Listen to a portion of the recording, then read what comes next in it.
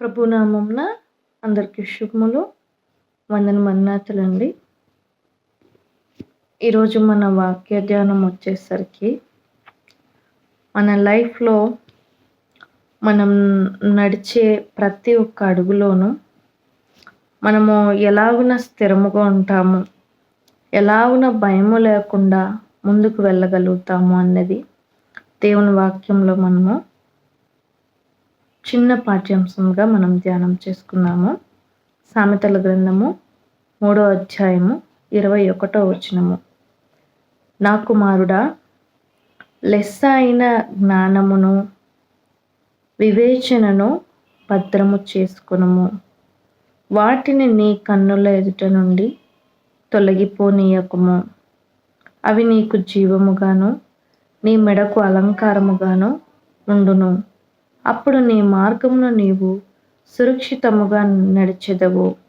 నీ పాదము ఎప్పుడునూ తొట్టిల్లదు. పండుకొనున్నప్పుడు నీవు భయపడవు. నీవు పరుండి సుఖముగా నిద్రించెదవు. ఆకస్మికముగా భయము కలుగునప్పుడు, దుర్మార్గులకు నాశనం వచ్చినప్పుడు నీవు భయపడవద్దు. యెహోవా నీకు ఆధారమగును.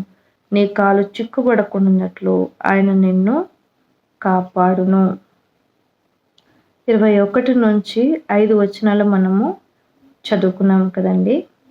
ఏమని ఇప్పుడు మనకు జ్ఞానము, ఏమని వాక్యం తెలియజేస్తుందనంటే, లెస్స అయిన జ్ఞానమును వివేచనను భద్రము చేసుకొనుము అని దేవుని వాక్యంలో మనం చూస్తున్నామండి. లెస్స అయిన జ్ఞానమును వివేచనను మనకి ఎక్కడ దొరుకుతాయి, ఎలాగున మనం భద్రం చేసుకోవాలి మీకు అర్థమయ్యే ఉంటుంది. ఆ జ్ఞానము, సరైన జ్ఞానము, సరైన వివేచన మనకు దేవుని వాక్యములోనే దొరుకుతుందండి. దానిని మనము భద్రము చేసుకోవాలంట. వాటిని మన కన్నుల ఎదుట నుండి తొలగిపోనీయకుము. ఎలాగనంట, ఆ వాక్యమును మీ కన్నుల ఎదుట నుండి తొలగిపోనీయకుండా భద్రము చేసుకోనండి అని సొలొమోను గారు రాసిన సామెతల్లో మనము చూస్తున్నామండి. అయితే అవి నీకు మెడకు అలంకారముగాను అనంటే, అవి నీకు ఆ ప్రవర్తన, ఆ వివేచన, ఆ జ్ఞానము నీకు మెడకు అలంకరణ అనంటే ఏమనంటే, మనము ఇప్పుడు ఫర్ సపోజ్ లేడీసే కానివ్వండి, ఒక ఫంక్షన్కు, ఒక పెళ్ళికే వెళ్తున్నారనుకోండి, మరి వాళ్ళు ఏం ఆశపడుతూ ఉంటారు, ఒక మంచి హారము, ఒక మంచి నెక్లెస్ పెట్టుకోవాలని అవి వారు ఘనతగా వారు భావిస్తూ ఉంటారు.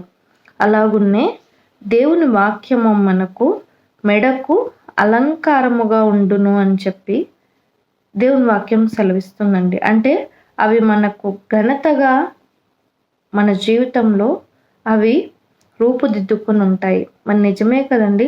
ఒక తాగుబోతునికి విలువ ఎక్కువ ఇస్తారా, ఒక గుణవంతుడికి, మంచి సత్ప్రవర్తన కలిగిన అతనికి విలువ ఎక్కువ ఇస్తారా, గౌరవం ఎక్కువ ఇస్తారా? మంచి సత్ప్రవర్తన గల వారికే మనము విలువను, గౌరవాన్ని ఇస్తూ ఉంటాము.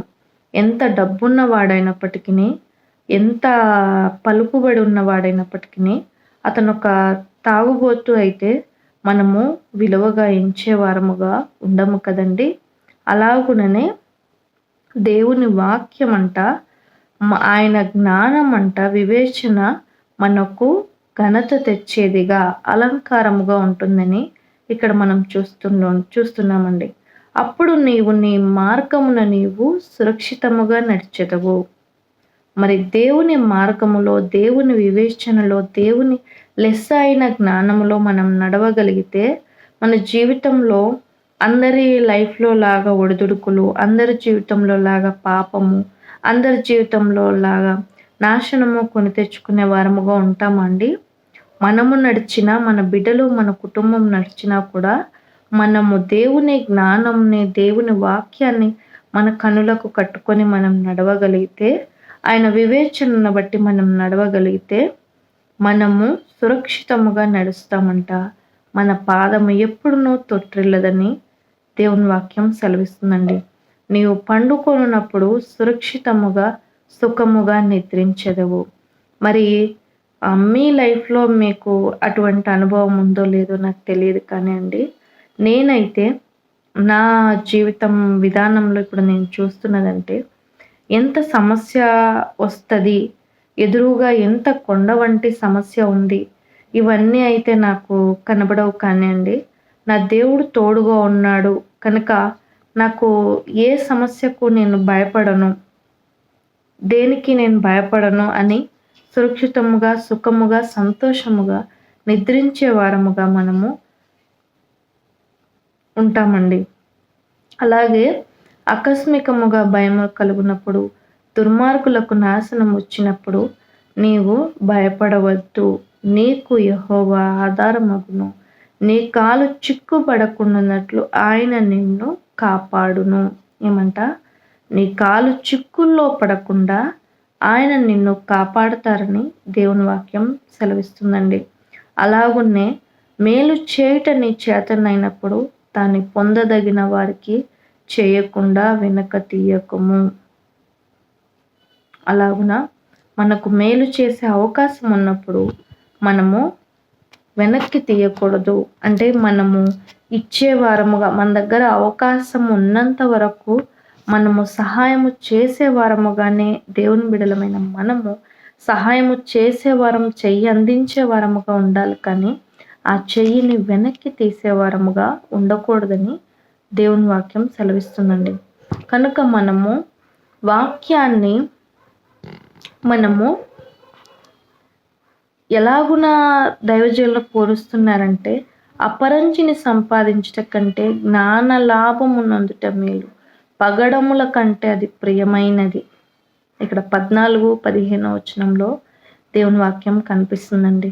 అపరంజి, బంగారము, పగడములు, ముత్యములు వాటన్నిటికంటే కూడా మరి దేవుని వాక్యము అంత గొప్పది అని మనకు సెలవిస్తుంది.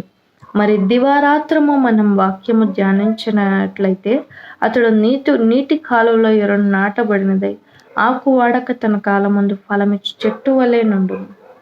మరి మనకు అన్నీ తెలుసు, దేవుని వాక్యాన్ని తెలుసు, కానీ మనకు ఏమీ తెలియదు అని అంటే, సాతాను మనల్ని ఎలాగున వాడి ఉచ్చులో పడవేస్తున్నాడో అది మనకు తెలియదు.